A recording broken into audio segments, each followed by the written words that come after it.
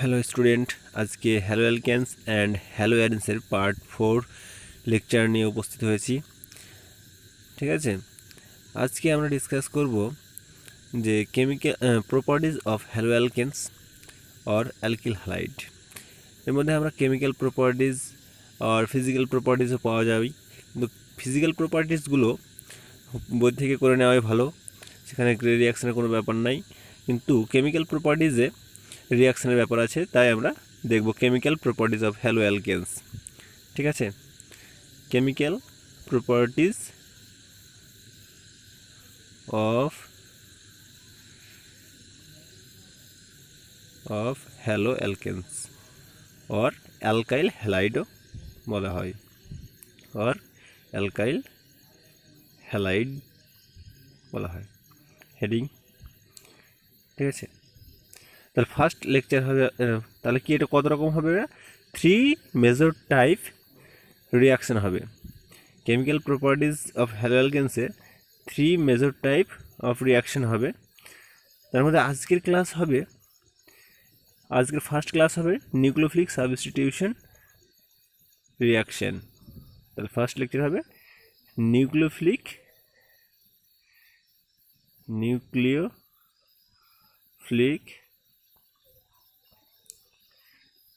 Substitution reaction. এর মধ্যে SN1 and SN2 রিয়াকশানগুলো explain করা হবে, আরও আছে এর মধ্যে কয়েক ধরনের। 2 নম্বরে আমরা দেখব elimination substitution reaction. Elimination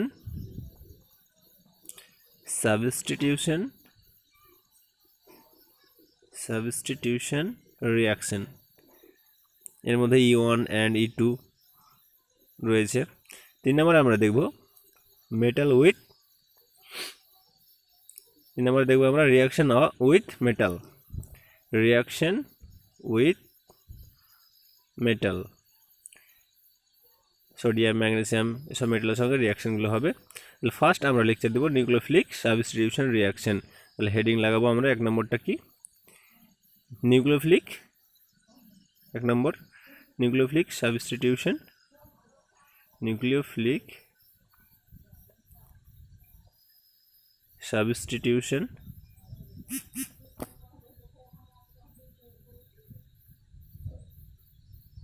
reaction, substitution reaction. Heading, তাহলে নিউক্লিওফিলিক সাবস্টিটিউশন রিয়াকশানে আমরা দেখব একটা এক্সাম্পল নিচ্ছি আমরা, যে ফার্স্ট নিউক্লিওফিলিকটা লিখলাম, এবার অ্যালকিল হ্যালাইড আর বন্ড এক্স দিয়ে উৎপন্ন করছে আর নিউক্লিওফিলিক প্লাস এক্স, এটা হ্যালোজেন। তাহলে নিউক্লিওফিলিকটা যখন আরকে অ্যাটাক করবে তখন হ্যালোজেনটা বেরিয়ে পড়বে, আর এক্সটা হচ্ছে কি লিভিং গ্রুপ, যখন নিউক্লিওফিলিকটা আরটাকে অ্যাটাক করছে তখন হ্যালোজেন লিভিং গ্রুপটা বেরিয়ে পড়ছে, যেটা আমরা নিউক্লিওফিলিক হিসেবে লিখে রেখেছি। এবং এর মধ্যে কয়েক রকম রিয়াকশান হয়, SN1, SN2, SNI, SNR, আরও কয়েক ধরনের হয়।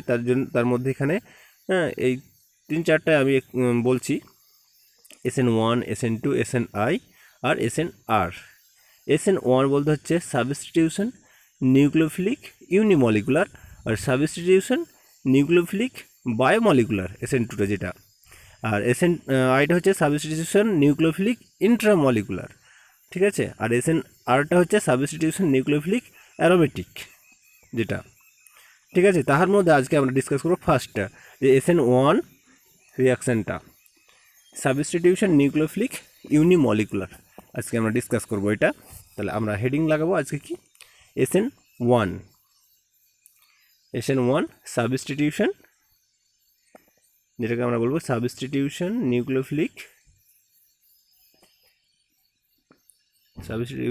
নিউক্লিওফিলিক ইউনিমলিকুলার,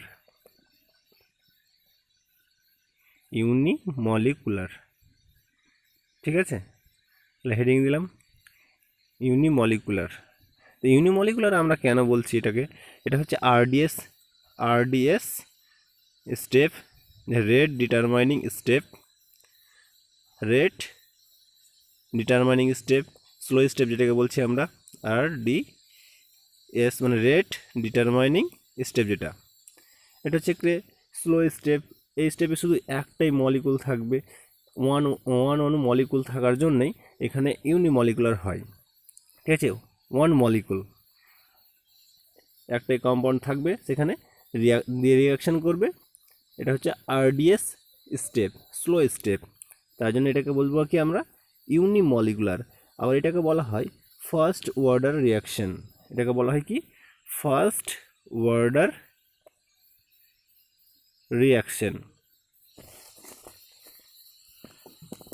এটাকে বলা হয় ফার্স্ট অর্ডার রিয়াকশন।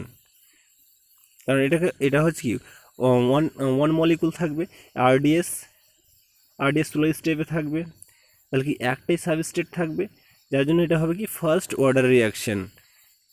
আরডিএসে একটাই সাবস্টেট থাকবে, যার জন্য এখানে বলবো আমরা কি ফার্স্ট অর্ডার রিয়াকশন।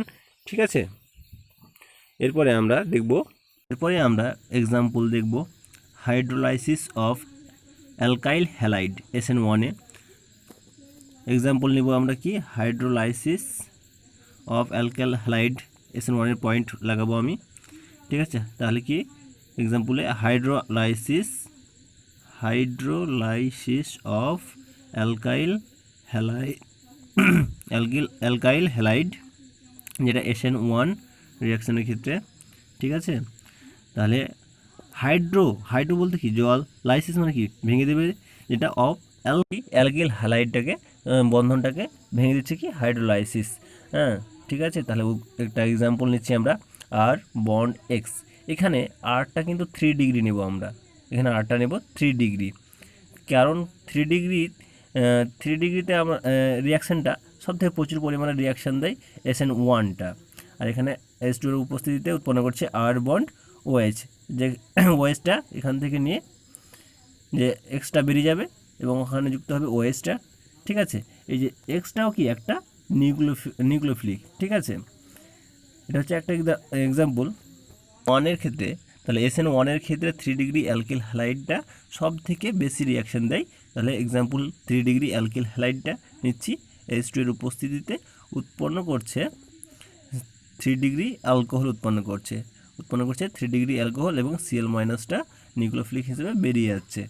ঠিক আছে, তাহলে এটা আমি মেকানিজম সহ এক্সপ্লেন করবো, এখানে এটা পুরো মেকানিজম সহ এক্সপ্লেন করবো কীভাবে এটা উৎপন্ন করছে 3 ডিগ্রি অ্যালকোহল। ঠিক আছে, তাহলে এখানে দুটো স্টেপ হয়, SN1-এর ক্ষেত্রে 2 স্টেপ রিয়াকশান হয়। তাহলে ফার্স্ট স্টেপ আমরা দেখব স্টেপ 1-এর ক্ষেত্রে আমরা দেখি যে কী হচ্ছে। 3 ডিগ্রি অ্যালকিল হ্যালাইডটা যখন নিলাম আমরা, 3 ডিগ্রি অ্যালকিল হ্যালাইড আমরা জানি আগেই স্লো স্টেপ, এটা আরডিএস স্টেপটা রেট ডিটারমাইনিং স্টেপ। এখানে Clটা কি নিউক্লিওফিলিকটা বেরিয়ে যাবে এখান থেকে এবং 3 ডিগ্রি কার্বোক্যাটায়ন তৈরি করবে, 3 ডিগ্রি কার্বোক্যাটায়ন তৈরি করবে। ঠিক আছে, তাহলে ফার্স্ট স্টেপে কি হচ্ছে, ফার্স্ট স্টেপে হচ্ছে কি formation of carbocation, 3 degree carbocation. আর 3 ডিগ্রি কার্বোক্যাটায়নটা কি মোস্ট স্টেবল, 1 ডিগ্রি 2 ডিগ্রি থেকে কি 3 ডিগ্রি কার্বোক্যাটায়নটা কি মোস্ট স্টেবল এবং তৈরি করছে এটা কি ফরমেশন অফ কার্বোক্যাটায়ন। ঠিক আছে, তাহলে এটা হচ্ছে ফরমেশন অফ কার্বোক্যাটায়ন। এবং স্টেপ 2-তে আমরা দেখব কি, ঠিক আছে, স্টেপ 2-তে আমরা দেখব স্টেপ 2-তে আমরা দেখব যে 3 ডিগ্রি কার্বোক্যাটায়নটাকে নিব। ঠিক আছে, 3 ডিগ্রি কার্বোক্যাটায়নটাকে, হ্যাঁ 3 ডিগ্রি কার্বোক্যাটায়ন CH3 তার হোল থ্রাস C পজিটিভ। হ্যাঁ, এখানে সলভেন্ট দিব H2O, হ্যাঁ H2O দিলাম, হচ্ছে সলভেন্ট। ঠিক আছে, এবার এই যে অক্সিজেনের লোন পেয়ারটা অ্যাটাক করবে সেই পজিটিভে, হ্যাঁ অ্যাটাক করলে উৎপন্ন করবে কি 3CH3 তার হোল থ্রাস bond C bond O, C bond O positive bond H, এখান থেকে উৎপন্ন করবে আবার কি সেই অক্সিজেন তো কি ইলেকট্রন চাইবে, তাহলে হাইড্রোজেনের কাছ থেকে কি ইলেকট্রন টানবে, তাই ইলেকট্রন টানলে কি পজিটিভটা নিউট্রাল হয়ে গেল এবং এইচ প্লাস পজিটিভ হয়ে যাবে তখন, ঠিক আছে। তাহলে এইচ প্লাসটা কি পজিটিভ হলে ওই এইচ প্লাস পজিটিভটা তখন আবার সলভেন্ট, বাকি যে সলভেন্টটা থাকছে সেই সলভেন্টের উপস্থিতিতে বেরিয়ে যাবে ওই সলভেন্টের সঙ্গে, এই যে অক্সিজেনের লোন পেয়ারের সঙ্গে, ঠিক আছে। তাহলে উৎপন্ন করবে কি এখানে 3 ডিগ্রি অ্যালকোহল উৎপন্ন করবে, CH3 তার হোল থ্রাস সি বন্ড ও এইচ, তাহলে উৎপন্ন করছে কি 3 ডিগ্রি অ্যালকোহল। এটা হচ্ছে SN1 এর মেকানিজম, যে SN1টা হচ্ছে 2 স্টেপ মেকানিজম, ঠিক আছে। সলভেন্টের উপস্থিতিতে উৎপন্ন করছে স্টেপ 2তে। এখানে দেখো যে কোনো ফার্স্ট স্টেপে কোনো 1 মলিকুল থাকছে, কোনো নিউক্লিওফিলিক থাকছে না, তার জন্য এটা RDS স্টেপ স্লো স্টেপ, তার জন্য এটাকে বলা হয় ইউনিমলিকুলার। তাহলে ফার্স্ট আমরা দেখব যে 1 নম্বর ইউনিমলিকুলার কেন বলছি আমরাকে আবার, হ্যাঁ। তাহলে ফার্স্ট স্টেপে ইউনিমলিকুলার দেখব আমরা কি 1 নম্বর ইউনিমলিকুলার, যেটাকে আমরা বলছিলাম RDS, যেটাকে বলছিলাম RDS স্লো স্টেপ। কারণ হচ্ছে RDSটা রেট ডিটারমিনিং স্টেপ। এখানে কি দেখো 1 মলিকুল আছে, উপরে যে এক স্টেপ 1-এ দেখো 1 মলিকুল কোনো নিউক্লিওফিলিক ছাড়াই সেখানে রিয়াকশনটা ঘটছে, তার জন্য সেটা হচ্ছে RDS এবং স্লো স্টেপ, তার জন্য এটাকে বলছি আমরা কি ইউনিমলিকুলার। আর এবং ফার্স্ট অর্ডার রিয়াকশান এটাকে বলছি আমরা, কারণ এখানে ফার্স্ট স্টেপে কি একটাই মলিকুল থাকছে, সাবস্টেটটা কি একটাই থাকছে, তার জন্য কি ফরমেশন ফার্স্ট অর্ডার রিয়াকশন, ঠিক আছে, RDS স্টেপে, ঠিক আছে। রেট কি হবে, রেট প্রপোর্শনাল টু সাবস্টেট, মানে আর বন্ড যে এক্সটা আমরা উদাহরণটা নিয়েছিলাম এক্সাম্পলটা, যে আর বন্ড এক্স একটাই সাবস্টেট ফার্স্ট স্টেপে, তার জন্য কি একটাই, আর রেটের সঙ্গে প্রপোর্শনাল কি একটাই পাওয়ারে 1 থাকলে তার মানে কি ফার্স্ট অর্ডার রিয়াকশন, ঠিক আছে। তাহলে ফার্স্ট এই যে আমরা নিয়েছিলাম R bond X 3 degree alkyl halide, তাহলে কি সাবস্টেটটা কি একটাই, তার জন্য কি পাওয়ারে 1ই থাকবে, অন্য কোনো সাবস্টেট নেই বা অন্য কোনো নিউক্লিওফিলিক নেই, তার জন্য ফার্স্ট অর্ডার রিয়াকশন, ঠিক আছে। তাহলে জলে যে সলভেন্টের যে কনসেন্ট্রেশনটা উপরে কোনো ইফেক্ট পড়ছে না, জলটার যদি কনসেন্ট্রেট বাড়ে বা কমে তাহলে কি রিয়াকশানে কোনো ইফেক্ট পড়বে, নো ইফেক্ট, কোনো ইফেক্টই পড়ছে না, ঠিক আছে। সেকেন্ডে আমরা দেখব যে কিভাবে রিঅ্যারেঞ্জমেন্ট হচ্ছে কার্বোক্যাটায়ন অফ টেক্স প্লেস। 2 নম্বর দেখব যে রিঅ্যারেঞ্জমেন্ট অফ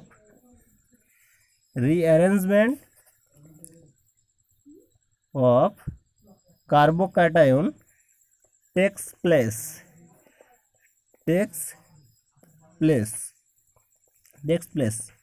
তাহলে কি এখানে মোর স্টেবল কার্বোক্যাটায়ন যদি থাকে তাহলে রিয়াকশনটা সব থেকে বেশি দিবে SN1 এর ক্ষেত্রে। মোর স্টেবল কার্বোক্যাটায়ন যদি থাকে তাহলে কি রিঅ্যারেঞ্জমেন্ট হয়, তাহলে কি সেটা হবে সব থেকে SN1 এর ক্ষেত্রে দ্রুত রিয়াকশন দিবে, প্রচুর পরিমাণে রিয়াকশন দিবে, ঠিক আছে। এটা হচ্ছে রিঅ্যারেঞ্জমেন্ট।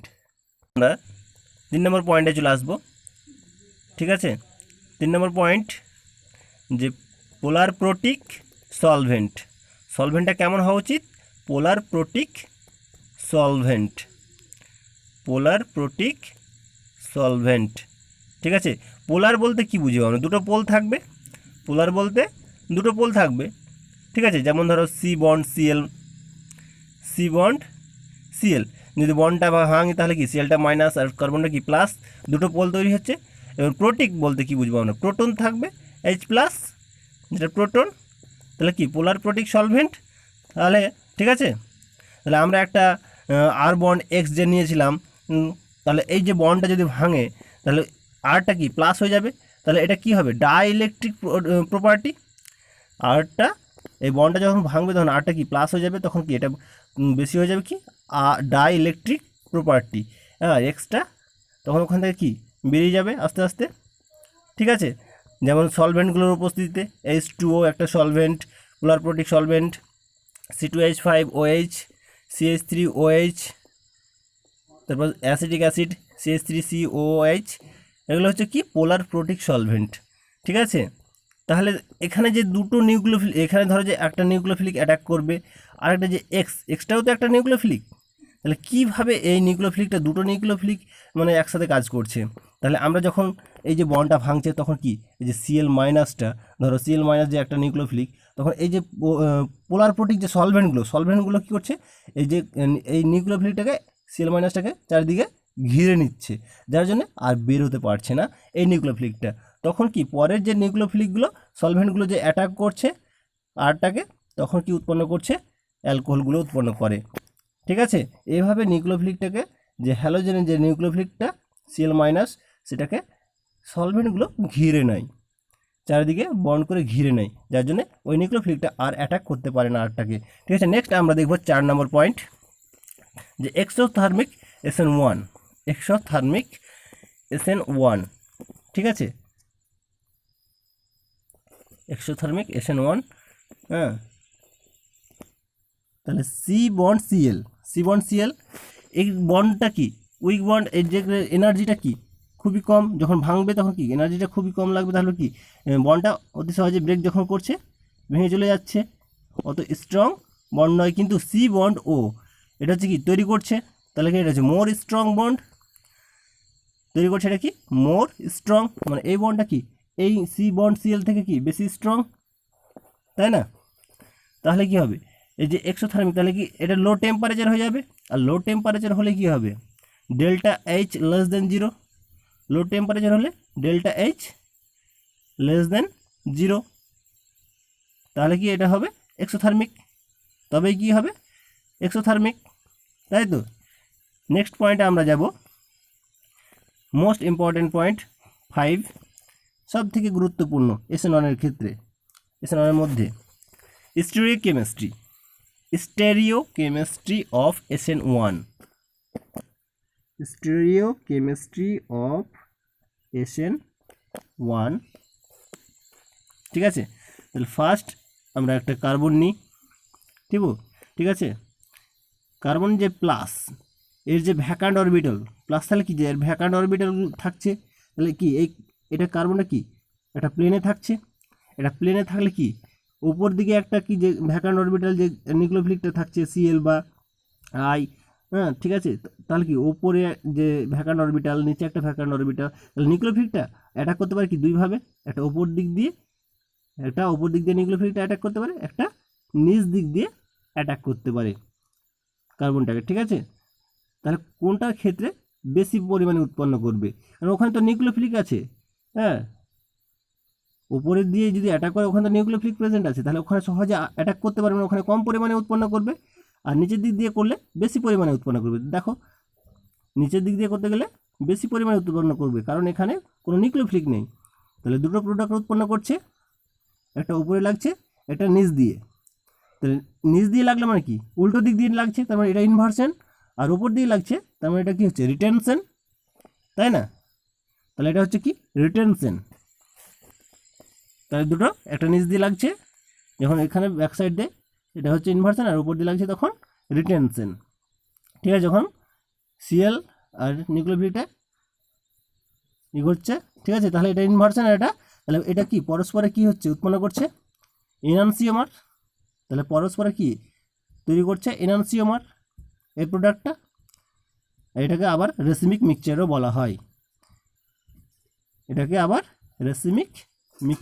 বলা হয়, ঠিক আছে, এটাকে আমরা বলছি আবার রেসিমিক মিক্সচার, ঠিক আছে। তাহলে এটা রেসিমিক মিক্সচার উৎপন্ন করলো, আবার এখানে কি ওইটা প্লাসটা, তাহলে কার্বোক্যাটায়ন, এটা 3 ডিগ্রি কার্বোক্যাটায়ন, ঠিক আছে, 3 ডিগ্রি কার্বোক্যাটায়ন এটা। তাহলে এরপরে আমরা আসবো নেক্সট পয়েন্ট, যে factor which affect rate of SN1, যে কীভাবে ফ্যাক্টর করছে, যে ফ্যাক্টর হুইচ অ্যাফেক্ট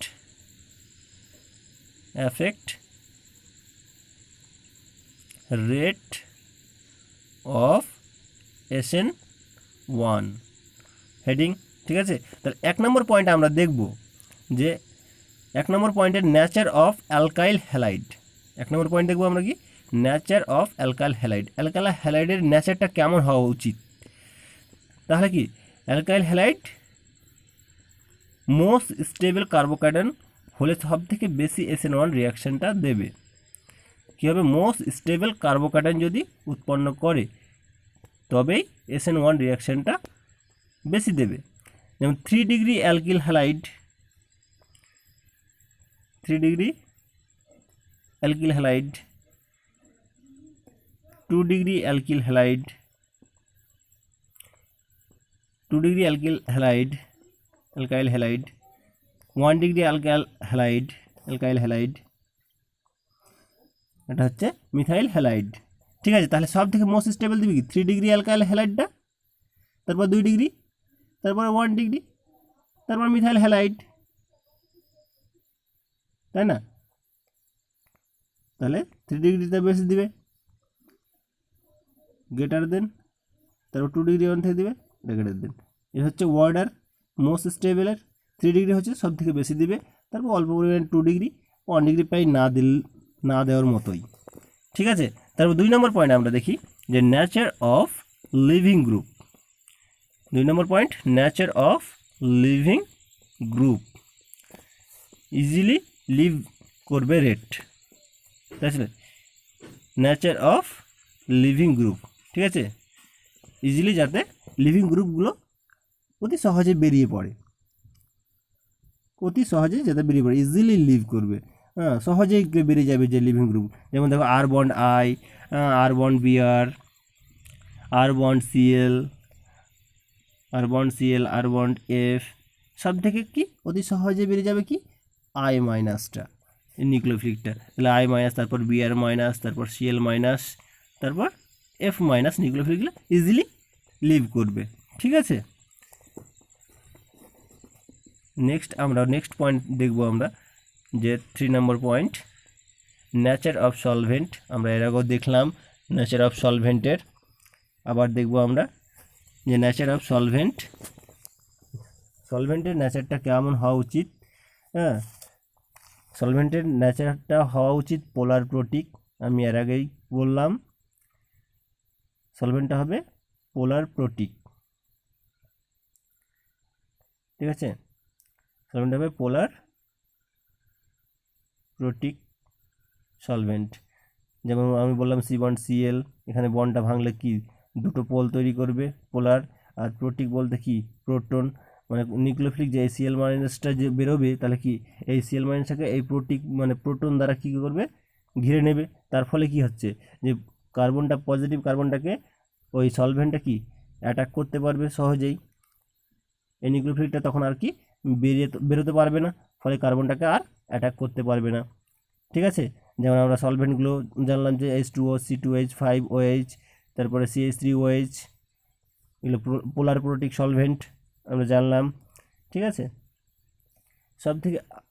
সব থেকে এরপরে আমরা একটা এক্সাম্পল দেখব, খুবই ইম্পর্ট্যান্ট এক্সাম্পল, মেকানিজম সহ আমরা দেখব এবার। হ্যাঁ, এক্সাম্পলটা CH3, CPH, CH3, H bond Cl, এটা কি একটা দেখো চারদিকে ডিফারেন্ট গ্রুপ আছে, এটা হচ্ছে কাইরাল কার্বন, H2 এর উপস্থিতি উৎপন্ন করবে কি মেজর প্রোডাক্ট উৎপন্ন করবে। হ্যাঁ, এখানে আমরা মেকানিজম সহ দেখব যে কীভাবে মেজর প্রোডাক্টটা উৎপন্ন করছে। তাহলেই দেখব আমরা কি মেকানিজম। আমরা জানি কি SN1 রিয়াকশানটা 2 স্টেপ হয়, তাই তো, SN1 রিয়াকশানটা 2 স্টেপ হয়। তাহলে কি এখানে স্টেপ 1 দেখব, এখানে যে দেখো যে আর এবং এস নামকরণের জন্য দেখো প্রায়োরিটি অর্ডার অনুযায়ী 1 2 3 অ্যান্টি ক্লকওয়াইজ হচ্ছে এটা। তাহলে কি অ্যান্টি ক্লকওয়াইজ হলে কি হবে, এটা এস কনফিগারেশন, তাহলে এটা হবে কি এস কনফিগারেশন। আর ক্লকওয়াইজ যদি হয় তাহলে সেটা হবে কি আর কনফিগারেশন।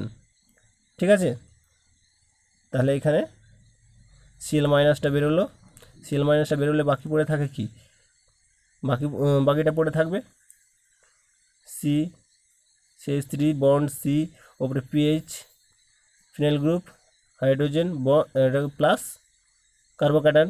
এটাকে আমরা ভালো করে যদি মানে বোঝার ক্ষেত্রে লিখি, তাহলে ভ্যাকান্ট অরবিটালটা আমরা দেখাতে পারবো এখানে হ্যাঁ, যে সিএল মাইনাসটা ওখান থেকে বেরোবে। ঠিক আছে, তাহলে আমরা বুঝে সুবিধার্থে এই স্ট্রাকচারটা লিখলাম। আচ্ছা, প্লাস প্লাস হয়ে যাবে এটা। ঠিক আছে, এটা স্টেপ 1-এ। এবার স্টেপ 2-এ আমরা দেখব, না স্টেপ 1-এর ক্ষেত্রে হলো এটা। ঠিক আছে, তাহলে আর এস কনফিগারেশন থেকে কিভাবে উৎপন্ন করছে, কি কোন কোন প্রোডাক্ট উৎপন্ন করছে সেটা আমরা দেখব। স্টেপ 2, স্টেপ 2-তে আমরা দেখব যে কার্বোক্যাটায়নটাকে নিলাম, কার্বোক্যাটায়নটাকে নেওয়ার ফলে দেখো সিএলটা কিভাবে আস্তে আস্তে ভাঙছে। সিএলের বন্ডটা কি উইক করতে হবে, উইক করার ফলে কি হবে, আস্তে আস্তে পরের যে নিউক্লিওফিলিকটা অ্যাটাক করতে পারবে সহজেই। তাহলে দেখো এখানে উৎপন্ন করছে কিভাবে, দুটো প্রোডাক্ট উৎপন্ন করবে, একটা সামনের দিক দিয়ে অ্যাটাক করবে, একটা পেছনের দিক দিয়ে। তাহলে এই যে H2O যে সলভেন্টটা দিলাম, তাহলে কি যখন সিএলকে অ্যাটাক করছে তখন কি অল্প পরিমাণে উৎপন্ন করবে, কারণ যেহেতু ওই সিএলটা এখনও বেরোয়নি, ওখানেই আছে। তাহলে উৎপন্ন করবে কি, ওটা রিটেনশন সামনের দিক দিয়ে অ্যাটাক করছে, ওটা উৎপন্ন করবে কি রিটেনশন সামনের দিক দিয়ে অ্যাটাক করছে। তাহলে উৎপন্ন করছে কি, উৎপন্ন করলো CH3 CPH বন্ড OH আর H। এবার H2ওটা সলভেন্টটা পেছন দিক দিয়ে অ্যাটাক যখন করবে তখন কি ইনভার্সন, পেছন দিক দিয়ে অ্যাটাক করলে ইনভার্সন, তাই তো। তাহলে ইনভার্সনে উৎপন্ন করবে কি, উল্টো দিকে কি ওয়েস্টে লাগবে, উল্টো দিকে ওয়েস্টে লাগবে, bond C bond PH bond CH3 bond H। ঠিক আছে, এটা উৎপন্ন করলে দেখো পরস্পরে এনানসিওমিয়ার তৈরি হয়েছে, এটা হচ্ছে ইনভার্সন প্রোডাক্ট। এটা দেখো OHটা উল্টো দিকে লেগেছে, ওখানে সামনের দিক দিয়ে, তাহলে কি পরস্পরের কি মিরর ইমেজ হচ্ছে। মিরর ইমেজ হলে কি এনানসিওমিয়ার, যেটা আমরা এর আগে দেখলাম, এটা হচ্ছে এনানসিওমার। ঠিক আছে, এনানসিওমিয়ার। দেখো এটা হচ্ছে কি, এখানে ছিল ছিল এস কনফিগারেশন, এখানে দেখো 1 প্রায়োরিটি অর্ডার অনুযায়ী যদি নাম্বারিং করি 2 3, তাহলে কি অ্যান্টিক্লকওয়াইজ, তাহলে উৎপন্ন করছি কি অ্যান্টিক্লকওয়াইজ মানে এস কনফিগারেশন, এস থেকে এস কনফিগারেশন হলো রিটেনশনে, এখানে নাম্বারিং করলে 1 2 3, তাহলে কি এটা উৎপন্ন করছি ক্লকওয়াইজ মানে আর কনফিগারেশন। তাহলে এস থেকে আর যখন করছি তখন হচ্ছে ইনভার্সন, তার মানে ইনভার্সন এস থেকে যখন আর উৎপন্ন হবে সেটা হচ্ছে ইনভার্সন, আর আর থেকে যখন এস কনফিগারেশন উৎপন্ন করবে তখন সেটা হচ্ছে কি ইনভার্সন, হচ্ছে প্রোডাক্ট। ঠিক আছে, তাহলে এটা হচ্ছে ইনভার্সন। ঠিক আছে, তাহলে এটা কি এস থেকে উৎপন্ন করছে কি এস কনফিগারেশন ছিল, কম্পাউন্ডটা এস কনফিগারেশন ছিল, এবারে এস থেকে উৎপন্ন করছি একটা এস, একটা হচ্ছে আর উৎপন্ন করছে। ঠিক আছে, এগুলো প্রবলেম হলে অবশ্যই জানাবে আমাদের কমেন্টে। তাহলে এইগুলো বুঝতে অসুবিধা হলে আমাদেরকে অবশ্যই